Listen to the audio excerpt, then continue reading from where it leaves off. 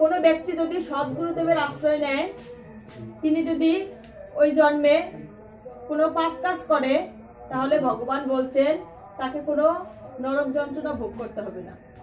সে যাতে আবারও তার ধর্মপথে ফিরে আসতে পারে, ওই জন্য তিনি তাদেরকে সুযোগ প্রদান করেন যে পরবর্তীতে তোমরা যদি মহাপাপী হও, তোমাদের নরক যন্ত্রণা ভোগ করতে হবে না।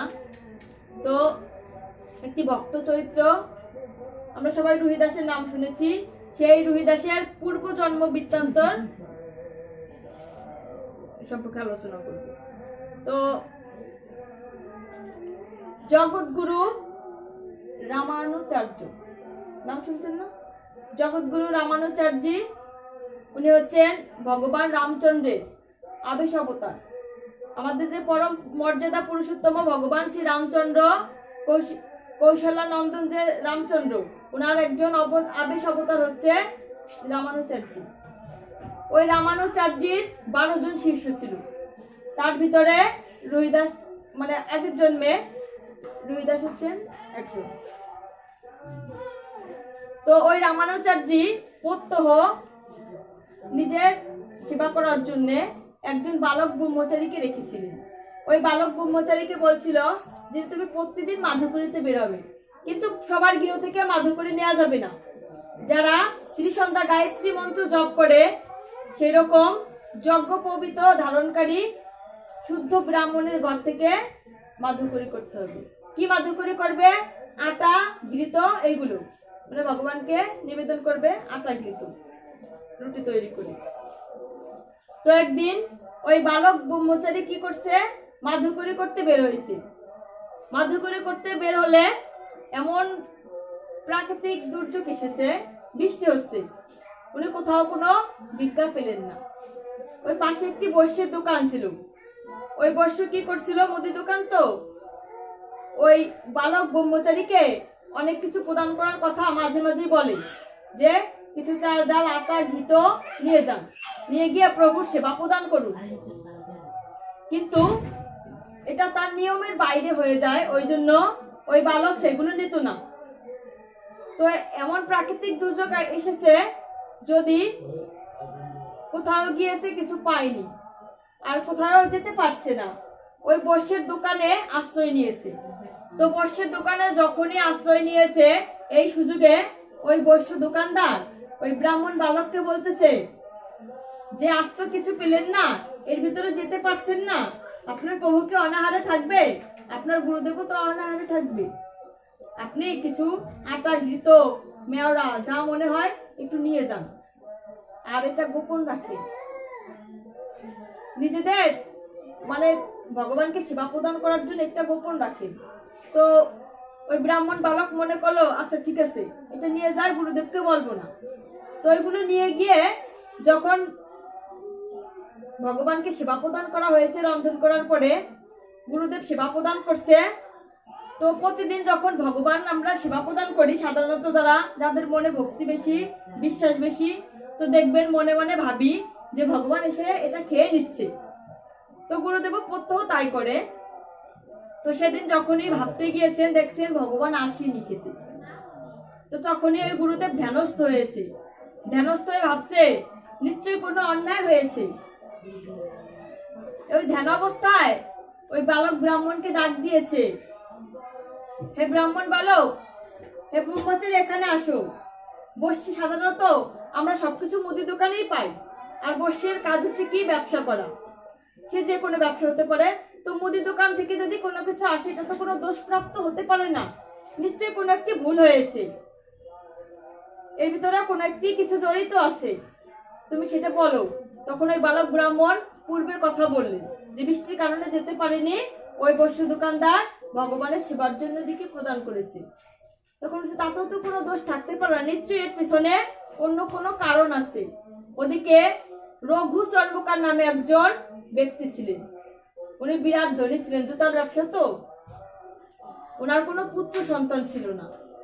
তো ওই কাশীর ব্রাহ্মণদের বলতেন যে কিভাবে আমার পুত্র সন্তান হবে।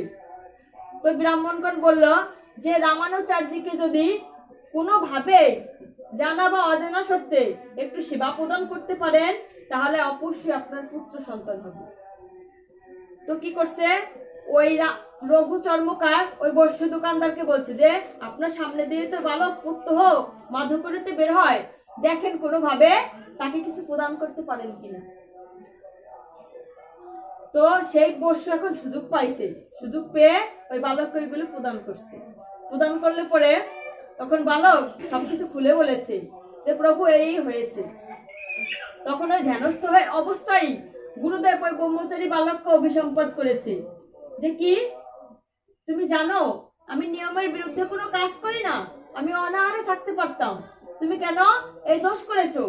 আমি তোমাকে অভিসম্পাদ দিলাম, আজ তুমি আমার ভগবানকে যে চর্মকারে গৃহ থেকে যে খাবার এনেছো আর তুমি সেই গৃহে জন্মগ্রহণ করবে, তুমি সেই দাসের ঘরে জন্মগ্রহণ করবে, যাতে মুচি বলি, সেই মুচির ঘরে তুমি জন্মগ্রহণ করবে। তখন গুরুদেবের চরণে পড়ছে, হ্যাঁ গুরুদেব আমি আপনার অভিসম্পাদ মাথা পেতে নিলাম, কিন্তু একটা কাজ, একটা আশীর্বাদ আপনার থেকে চাই গুরুদেব। বলছে কি আশীর্বাদ চাও? বলছে আমি যেন জন্মের পরেও ভক্তিহীন না হই, আমার ভক্ত যেন সবসময় অটুট থাকে, আমার এই ভক্তি যেন সবসময় আমার গোবিন্দর পরে আপনার পরে যেন থাকে, সেই আশীর্বাদ প্রদান করুন গুরুদেব। তখন গুরুদেব বলছে ঠিক আছে। ওই রঘু চর্মকারের ঘরে ওই বালক জন্মগ্রহণ করছে। জন্মগ্রহণ করে কিছু খাচ্ছে না, মাতৃদুগ্ধ পান করছে না। এখন বাচ্চা যদি মায়ের দুধ পান না করে তাহলে তো বাচ্চা মারা যাবে। এদিকে খুব সংকটে পড়েছে সবাই, বাচ্চা মায়ের দুধ খাচ্ছে না। এখন গুরুদেব ধ্যানস্থ হয়ে দেখছেন ওই রঘু চর্মকারের গৃহে তার ওই শিষ্যর জন্ম হয়েছে। শিষ্যর জন্ম হলে শিষ্য কিছু খাচ্ছে না, তাহলে তো মারা যাবে। গুরুদেব করছে কি তাড়াতাড়ি করে, সন্ন্যাসী গুরুদেব তো এক পাশে থাকে একটু ঝুপড়িতে, উনি লোকালয়ে আসেন না। তো রঘু চর্মকারের বাড়িতে আসতে গেলে তো লোকালয়ে আসতে হবে। যখনই ওই গুরুদেব ওই লোকালয়ে প্রবেশ করছে, ওই লোকজন কি করছে গোবর ছিটা দিচ্ছে যাতে গুরুদেবের অসুবিধা না হয়। কেউ কেউ হাত তুলে তাকে সাধু সম্ভাষণ জানাচ্ছে। গুরুদেব কোনো কথা না বলে সরাসরি রঘু চর্মকারের গৃহে প্রবেশ করছে। প্রবেশ করে বলছে কি হয়েছে? রঘু চর্মকারের স্ত্রী আর রঘু চর্মকার দুজনে গুরুদেবকে প্রণাম করছে। প্রণাম করার পরে বলছে যে তোমাদের কি সমস্যা? গুরুদেব তো সবকিছু জানে।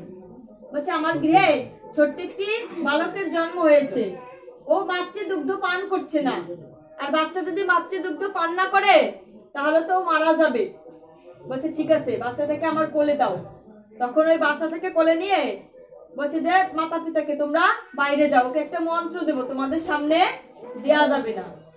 তো ঘরের ভিতর নিয়ে গিয়ে বলছে কিরে তুই এসেছিস ভালো কথা, মাতৃদুগ্ধ পান করছিস না কেন?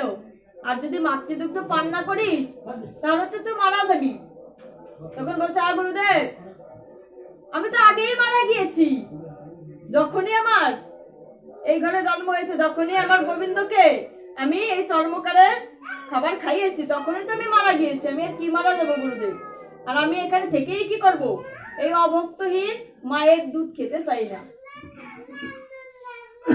আমি অভক্তহীন মায়ের দুধ খেতে চাই না। যারা দীক্ষা শিক্ষা নেয়নি তাদের দুধ আমি খাবো না, আমি তাও মারা যাবো কিন্তু ওর দুধ খাবো না আমি।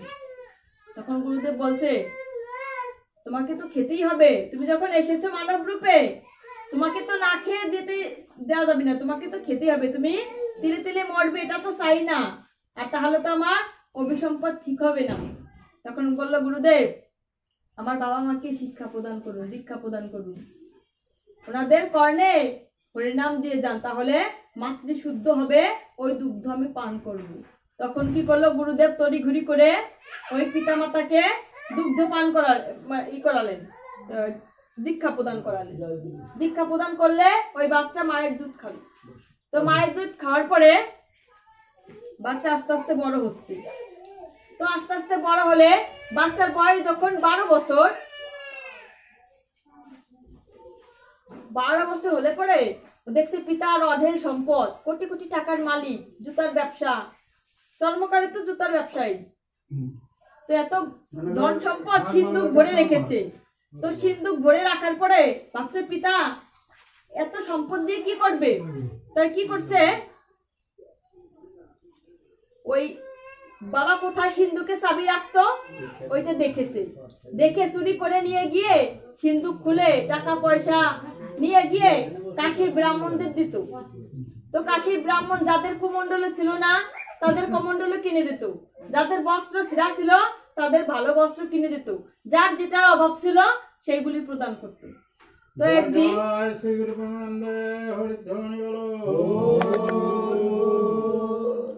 তো এরকম একদিন চুরি করছিল টাকা, মা দেখে ফেলেছে। মা দেখে যখন বলছে তোর বাবা রাগ করবে, এসব করিস না, বাবা তখন সঙ্গে সঙ্গে চলে এসেছে। বাবা বলতেছে তুমি এসব টাকা পয়সা দিয়ে কি করো, তোমার কি এমন প্রয়োজন, আমাকে তো বলতে পারো। তখন বলে যে আমি এরকম কাশীর ব্রাহ্মণদের এগুলি প্রদান করি। বাবার রাগ হয়ে গেছে, আর পুত্র ছিল না, পুত্র পেয়েছে, আগে এত টাকা পয়সা কে খাবে, এখন পুত্র পেয়েছে, এখন টাকা পয়সার পরে খুবই হয়েছে, লোভ হয়ে গেছে বাবারও, টাকা পয়সা খরচ করবে না। বলছে তুমি আজ থেকে এই সিন্ধুকে কখনোই হাত দেবে না, তোমার যদি এত দান ধ্যান করার ইচ্ছা থাকে তুমি নিজে ইনকাম করে দিবে, আর যদি আমার এখান থেকে হাত দাও তাহলে তোমাকে আমি ত্যায্য পুত্র করে দেব। এ কথা বলছে। অনেকবার বলার পরে ওই রুহিদাসের বিবাহ হয়েছে, 18 বছর বয়স। তো বিবাহ হওয়ার পরে পিতা এক সময় রাগে দুঃখে ওই ছেলেকে ত্যায্য পুত্র করে দিয়েছে। ত্যায্য পুত্র করে দিলে ওই রুহিদাস ওনার স্ত্রীকে নিয়ে বের হয়ে চলে এসেছে। স্ত্রীকে বলছে যে আমার সঙ্গে থাকলে তোমার অনেক কষ্ট হবে, তুমি তোমার পিতৃর আলয়ে চলে যাও, পিতালয়ে চলে যাও। তখন ওই স্ত্রীও খুব ভালো সতী সাধ্যী, বলছে আমি তোমাকে এভাবে ছেড়ে যাব না, বাঁচতে হয় একই সাথে এভাবে বাঁচবো। তো কি করছে, স্বামীর সঙ্গ ছাড়েনি, স্বামীকে সঙ্গে করে নিয়ে ওই গিয়েছে। যাওয়ার পরে একটা ছোট্ট পর্ণকুটিরের মতো করে একটা পাটি বিছিয়ে ওর ভিতরে যারা যারা আসতো তাদের থেকে জুতা সেলাই করতো। তো জুতা সেলাই করে কেউ থেকে টাকা নিত না, সাধু সন্তদের থেকে টাকা নিত না, যদি কেউ ইচ্ছা করে প্রদান করতো বড় জোর নিত, কার থেকে সাইড দিয়ে কিছু নিত না। তো না নিলে পরে এভাবে কিছুদিন কেটে যাচ্ছে।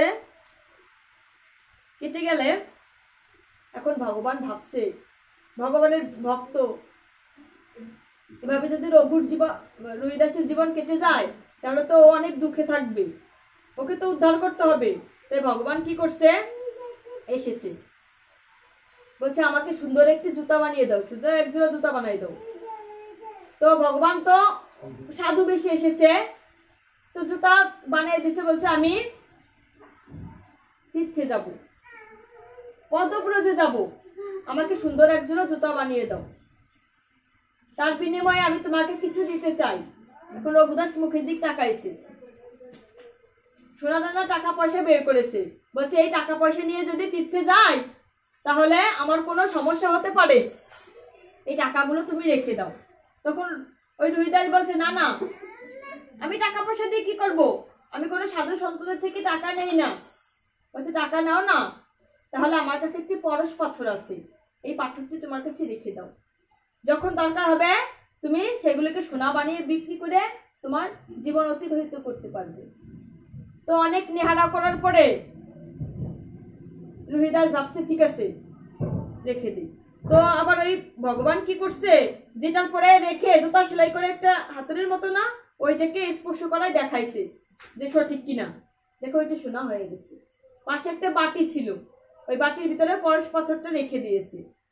রাখার পরে ওই রুহিদাস 1টা বছর কেটে গেছে, ওই পরশ পাথরের দিকে ফিরেও তাকায় নাই। এখন ভগবান দূর থেকে ভাবছে একে যে কিভাবে ঠিক করব, এ তো কষ্টে কষ্টে জীবন অতিবাহিত করছে, আর আমার ভক্ত যদি কষ্ট পায় এর চেয়ে বড় কষ্ট আমি আর পাই না রে। দূর থেকে দেখে ভগবানের খুব খারাপ লাগতেছে। তখন ওই ওর ঘরে ছিল নারায়ণ শিলার বিগ্রহ, সেই বিগ্রহ ওনার স্ত্রী পূজা করতেছে। পূজা করার পরে দেখতেছে ওই মোহর থেকে, ওই নারায়ণ শিলা থেকে 5টা করে মোহর বেরোচ্ছে।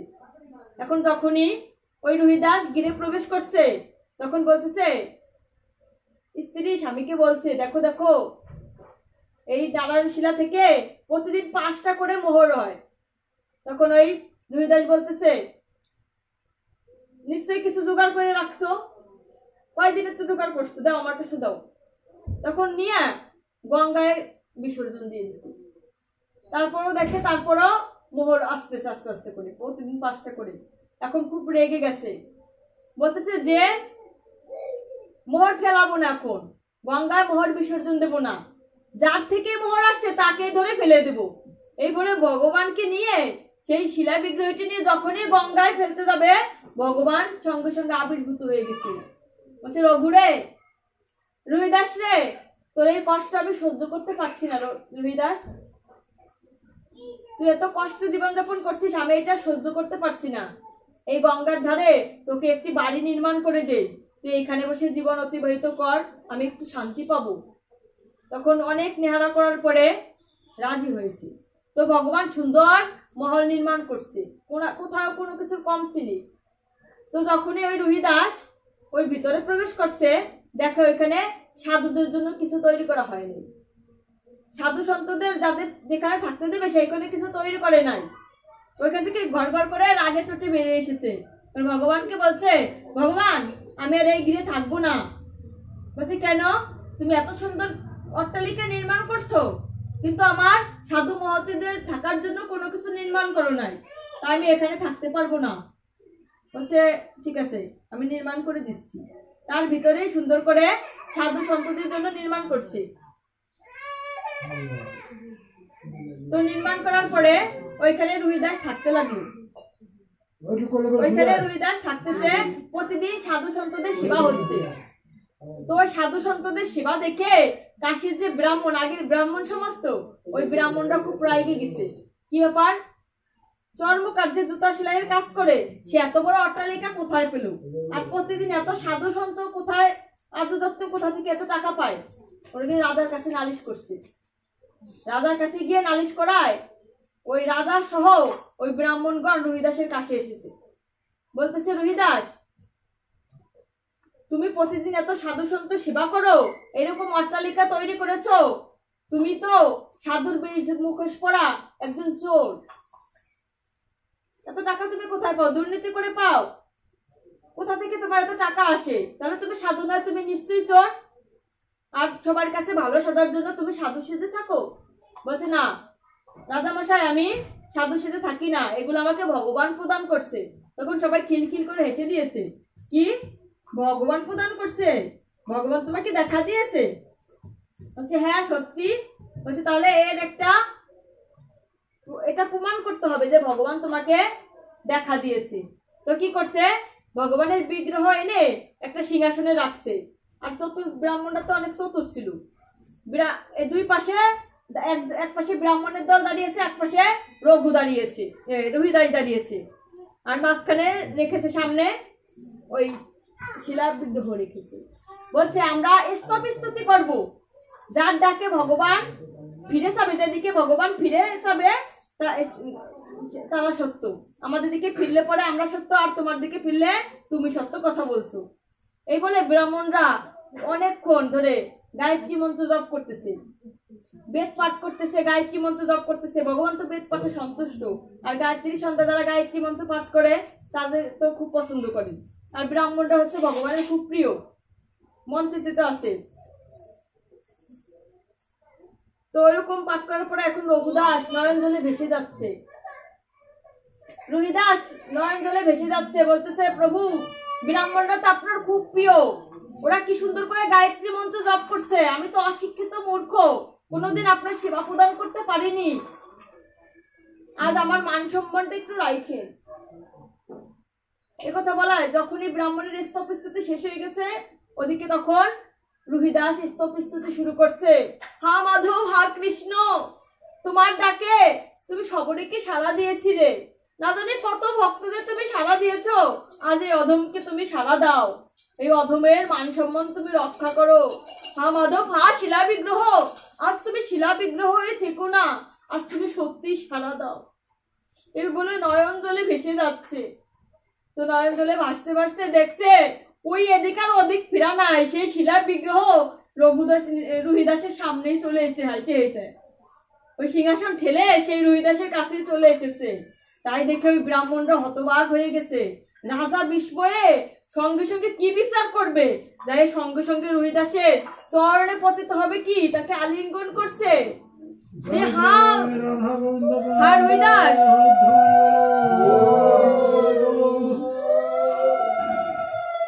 রুহিদাস, আমি রাজা হয়েছি, আমি তোমার মতো এত বড় ভক্ত হতে পারিনি। আজ তুমি তোমার যে ভক্তির পরীক্ষা দিলে, এই পরীক্ষা আমি কোথাও পাইনি। এ বলে আলিঙ্গন করে চরণে পতিত হয়েছে রাজা। রাজা চরণে পতিত হলে পরে ওই ব্রাহ্মণদের আবারও কূট বুদ্ধি সম্পূর্ণ হয়েছে। রাজা কিছুটা হলেও বুঝতে পেরেছে কি ভক্ত। এখন ওই ব্রাহ্মণরা বলছে যে ও তো সাধারণ চর্মকার রুহিদাস, সাধারণ চর্মকার হয়ে নারায়ণ শিলা কেন পূজা করছে? শুধুমাত্র ব্রাহ্মণরাই হচ্ছে নারায়ণ শিলা পূজা করার অধিকারী। আর সামান্য মুচিরাই কেন নারায়ণ শিলা পূজা করছে? ব্রাহ্মণের প্যাস।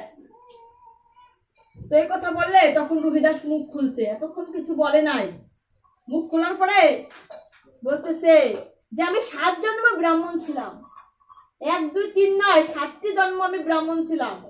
আমার সামান্য একটু পাপের ফলে আজ আমি মুচির ঘরে জন্মগ্রহণ করেছি, তাই বলে কি আমার ব্রহ্মত্ব হারিয়ে গেছে? এই বলে একটা ছুরি নিয়ে এরকম বুক চিরে ফেলছে। কিন্তু কাল্পনিক না, সত্যি। তো বুক চিরে ফেললে এই হৃদয়ের কাছ থেকে একটা স্বর্ণ যজ্ঞ পবিত্র যারা পইতে কয় না, ব্রাহ্মণরা পইতে দেয়, আর ওর হৃদয়ে স্বর্ণ যজ্ঞ পবিত্র বের করে এনেছে। ব্রাহ্মণগণ দেখো, আজ আমি স্বর্ণ যজ্ঞ পবিত্র এনেছি, আমি 7টি জন্ম ব্রাহ্মণ ছিলাম, এই দেখো তার প্রমাণ।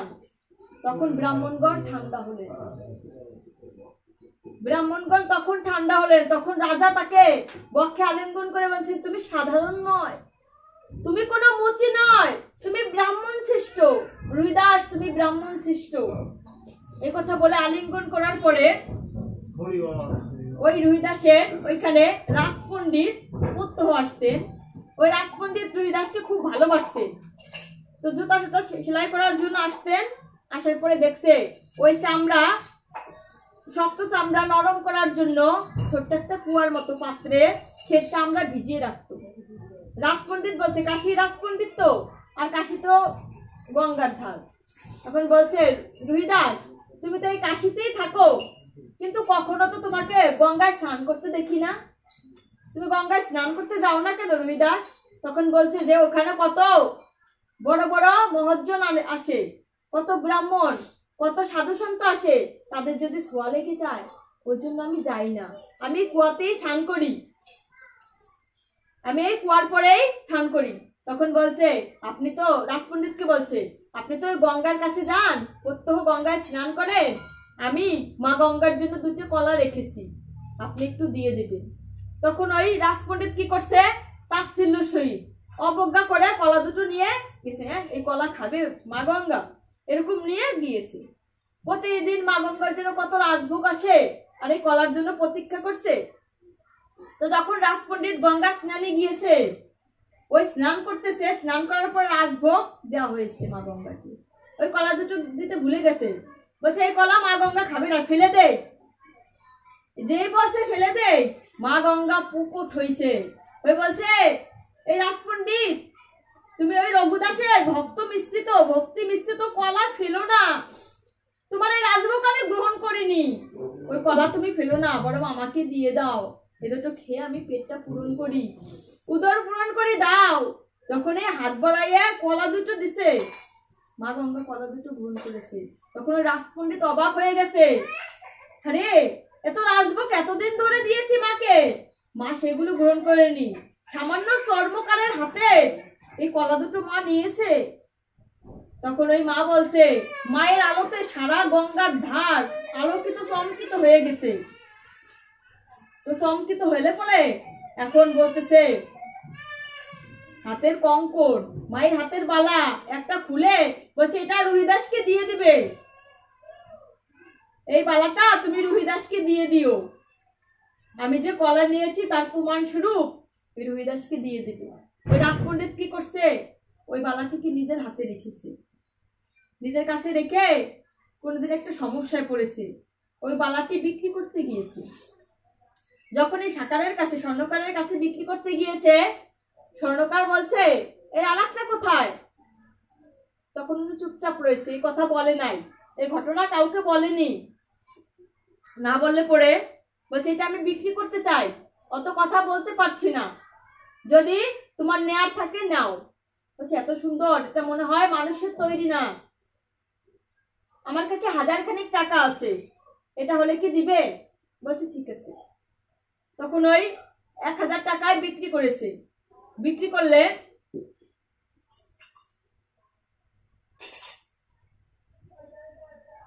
রাজপণ্ডিত ওইটা দিয়ে নিজের সমস্যা সমাধান করছে। ওই কাশীর যে মেয়র ছিল, বর্তমানে মেয়র বলে, আর ওইখানে কি যেন একটা বলে, তো ওই মেয়রের বউ হাতের বালা কিনবে, তো উনি স্বর্ণকারের দোকানে গিয়েছে। ওই বালাটি দেখে তার খুব পছন্দ হয়েছে, ওই বালাটি 5000 টাকা দিয়ে কিনে নিয়ে গিয়েছে। আর ওনার সখী ছিল রাজার স্ত্রী। যখনই ওই রাজপ্রাসাদে গিয়ে ওই বালাটি পরে গিয়েছে, ওই রাজার স্ত্রী বালাটি দেখে খুব পছন্দ হয়েছে। পছন্দ হয়ে বলছে, মনে মনে ভাবতেছে এই বালা তোকে দেবো না সখী, এটা আমি যে কোনো উপায়ে নিয়ে নেব। তখন রাজাকে বলছে, রাজা মশাই আমি এই বালাটি নিতে চাই, শুধু একটা নেই, সাথে আর একটা বালাও নিতে চাই। তখন রাজা কি করছে, রাজপণ্ডিতকে ওই সাকারকে বলছে যে সাকার তুমি এই বালাটি কোথায় পেয়েছো? তখন বলতেছে যে আমি একটা বালা আপনাদের রাজপণ্ডিত আমার কাছে বিক্রি করেছি, উনি সঠিক তথ্য জানেন। তখন রাজা ওই রাজপণ্ডিতকে বলছে, রাজপণ্ডিত তুমি এই বালা কোথায় পেয়েছো? তখন বলতেছে যে আমি এই বালা, প্রথমে বলতে চাইনি, এরকম দৈবিক ঘটনা তো, পরেও বলে না। বলছে তুমি যদি এই কথা না বলো তোমাকে রাজদণ্ডে দণ্ডিত করা হবে, তখন তোমাকে শুলে চালানো হবে, তোমার মৃত্যুদণ্ড প্রদান করা হবে। নানা প্রকারের ভয় ভীতি দেখানোর পরে ওই রাজপণ্ডিত কি করছে, নিজের জীবন রক্ষার জন্য রবিদাসের কাছে গিয়েছে। বলছে রবিদাস আজ আমার একটা সমস্যার সমাধান করে দিতে হবে। বলছে কি? আমি তোমার কাছে বলিনি মা গঙ্গা তোমার প্রমাণ স্বরূপ একটা কঙ্কন দিয়েছিল হাতে, আর সেটাকে বিক্রি করে আমি বড় ঝামেলায় পড়েছি। ওরকম একটা দিয়েছে তো রাজার স্ত্রী আর একটা চাচ্ছে, এটা আমি কোথা থেকে আনবো? তুমি মায়ের কাছে আর একটা কঙ্কন এনে আমাকে মুক্ত করো। তখন রবিদাস কি করছে, ওই কুয়ার কাছে এসে মা গঙ্গার স্তবস্তুতি করছে। স্তবস্তুতি করার সাথে সাথে মা গঙ্গা প্রকট হয়ে নিজের হাতের কঙ্কন রবিদাসকে দিয়ে দিয়েছে।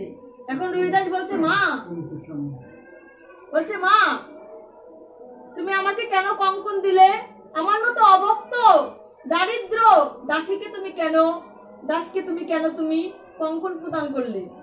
তখন বলছে এটা ভগবানের নির্দেশ। ভগবান শ্রী গোবিন্দ বলছে যে আমার ভক্তকে যে কোনো উপায়ে রক্ষা করবি। এত কিছু স্বর্ণালঙ্কার দিতে চাইছে আর সামান্য কঙ্কন, এটা কি ভগবান দেখতেছে? তাই ভগবানের নির্দেশে আমি এটাকে প্রদান করছি। তো কি করছে, সেই কঙ্কন নিয়ে যখনই মহারানীকে দিয়েছে, আর ওই রাজপণ্ডিত কি রাজদণ্ড থেকে উদ্ধার পেয়েছে। তো রাজদণ্ড থেকে উদ্ধার পেলে ওই রাজা মহাশয় একসময় চিন্তা করলেন যে এত বড় ভক্ত রবিদাস, ওর একটু চরণামি তো খেতে হবে। তো যখনই মনে এই সাত্বিক ভাব এসেছে, ও রবিদাসের কাছে এসেছে, রবিদাস আজ তুমি পূজা করে আমাকে একটু চরণামি তো দাও, ভগবানের চরণামি তো দাও।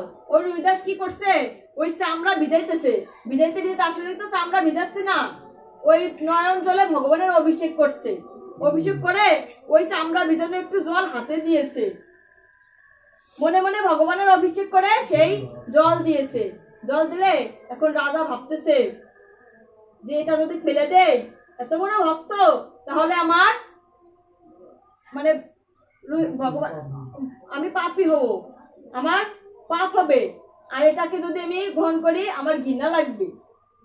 তার চেয়ে বরং পকেটে রেখে দেই, ওটা ফেলানো হবে না আর না গ্রহণ করাও থাকবে না, ওই পকেটে রাখছে। রাজার কোট পরা ছিল, পকেটে রেখে উনি বাড়িতে গিয়েছে। যার পরে কিছুদিন পরে ওই কোট থেকে ওইটা শুকায় গিয়েছে। শুকালে পরে এখন রাজার কোটে যদি দাগ থাকে তাহলে কেমন দেখা যাবে? তখন ওইখানে দোপারা তো ওই কাপড় পরিষ্কার করে। তখন রাজা ভাবছে যে আমার এত সুন্দর পোশাক যদি নষ্ট হয়ে যায়, আমি দোপার কাছে ধুতো করতে দিয়ে দিই। তো ওই দোপার কাছে যখন ধুতো করতে দিয়েছে, দোপা কিছুতে এটা উঠাইতে পারতেছে না। চামড়ার দাগ তো রক্তের মতো, কিছুতে না উঠাতে পেরে অনেক চেষ্টার পরে ভাবতেছে যদি দেখি একটু দাঁত দিয়ে কামড় দিয়ে দিয়ে উঠানো যায় কিনা। যখন ওই দোপা কি করছে, এই কামড় দিয়ে দাঁত দিয়ে উঠাতে গিয়েছে, ওই প্রসাদেই চরণামৃত তার হৃদয়ে প্রবেশ করছে। একটুখানি প্রবেশ করার সঙ্গে সঙ্গে সে আনন্দে নৃত্য করতে লাগতেছে। সে এক সময় বৃন্দাবনের গীত গাচ্ছে, সে এক সময় রাধা গোবিন্দ লীলা করছে, এক সময় মহাপ্রভু লীলা করছে। তো এরকম কীর্তন করতে করতে সে সারা গ্রাম ভরে উন্মাদে সে পাগল হয়ে গেছে, দৌড়াতে লাগতেছে। তো দৌড়াতে দৌড়াতে সে গ্রামের লোকজন তার প্রতি অতিষ্ঠ হয়ে গেছে। বলছে ও কোনোদিন লেখাপড়া করেনি, যে বৃন্দাবনের লীলা সম্পর্কে জানবে আর নবদ্বীপের শিবরাঙ্গ সম্পর্কে জানবে, সে কিছু তো জানে না। তো ও কিভাবে অষ্টসাত্ত্বিক বিকার হলো?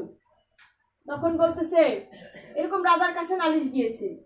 রাজার কাছে নালিশ গেলে এখন রাজা মহাশয়কে বলছে যে আপনার ওই দোকানি বলছে যে আপনার কোট থেকে ময়লা তুলতে গিয়ে আমি দাঁতে লেগেছিল, আর ওই দাঁতে লাগার সঙ্গে সঙ্গে আমার ভিতরে অষ্টসাত্ত্বিক বিকার হয়েছে। তখন রাজা বলতেছে আমি কত বড় অপরাধ করেছি, কত বড় ভুল করেছি। আমি তো এই চরণামৃত গ্রহণ না করে আজ আমার যে ভুল হলো এটা কিভাবে আমি শুধরাবো? তা শুধরানো যাবে না। যখন মনে অষ্টসাত্ত্বিক বিকার হয়, যখন মনে সাত্ত্বিক ভাব আসে, তখন যদি কোনো কাজ না করা হয় সেই কাজ অসম্পূর্ণ থেকে যায়, আর কখনোই সেই ভক্তি ফিরে পাওয়া যায় না। তো ভগবানের প্রসাদেই যদি এরকম সাত্ত্বিক ভাব আসে, অষ্টসাত্ত্বিক বিকার ঘটে, তাহলে তারা অন্য কিছু কি পেতে পারে ভগবানের? তো ভগবান মহাপ্রভু কি করছিল, যখনই কাজের বিচার হয়েছিল, কাজের বিচার হওয়ার পরে মহাপ্রভু আনন্দ উন্মোলিত হয়ে যখনই গ্রামে প্রবেশ করছে হরিনাম করতে করতে, তখনই ওই গাছেরা চামড় দিচ্ছে, মানুষজন কি করছে শঙ্খ বাজিয়ে ঢাকঢোল নিয়ে মহাপ্রভুকে আহ্বান করার জন্য ডাকছে দাঁড়ে দাঁড়ে যে আমার ঘরে আসো, আমার ঘরে আসো। কিন্তু মহাপ্রভু কি করছিল, শ্রীধরের ঘরে প্রবেশ করেছিল, যার নাকি একটু বসতে দেওয়ারও ক্ষমতা ছিল না। তো সেইখানে ওই পটের পরে আমরা যারা পট বলি, সেখানে বসে মহাপ্রভুর জল তৃষ্ণা পেয়েছিল।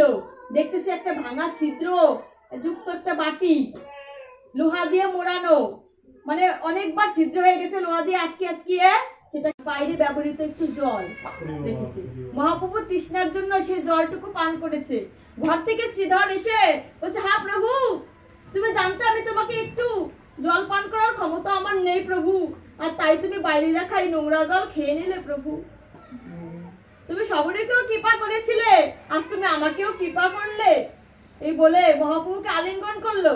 এত ভক্ত মহাপ্রভুকে ডাকছে, হ্যাঁ প্রভু আমার গৃহে আসেন, আমার গৃহে আসেন। কিন্তু প্রভু কোথায় গিয়েছে? সেই গরিব শ্রীধরের ঘরে গিয়ে সেই বাইরে ব্যবহৃত জল, আমরা বাইরের কাছে যে ব্যবহার করি, সেই একটা লোহার ছিদ্রযুক্ত পাত্রে এতটুকু জল ছিল, সেটু প্রভু খেয়েছে। ভক্তের মান প্রভু কিভাবে রেখেছে? ভগবান ভক্তের মান কিভাবে রাখে, সেরকম ভাবে সে রুহিদাসকে তার সুন্দর মর্যাদা দিয়েছে। আর তার প্রমাণ স্বরূপ এই ভক্তের প্রসাদ, আমাদের প্রত্যেকেই ভগবানের এই প্রসাদ গ্রহণ করতে হবে। আর ভক্তের মন রক্ষার জন্য প্রভু এক এক সময় ভক্ত বেশে নিজে আবির্ভূত হন, কারণ বিষয়কে যখন তাকে না, তখন এই ঐশ্বর্য মাধুর্য পেলে মাধুর্য প্রেমে লালিত হয়, যেন তার ভক্ত তাকে সুন্দরভাবে রাখতে পারে।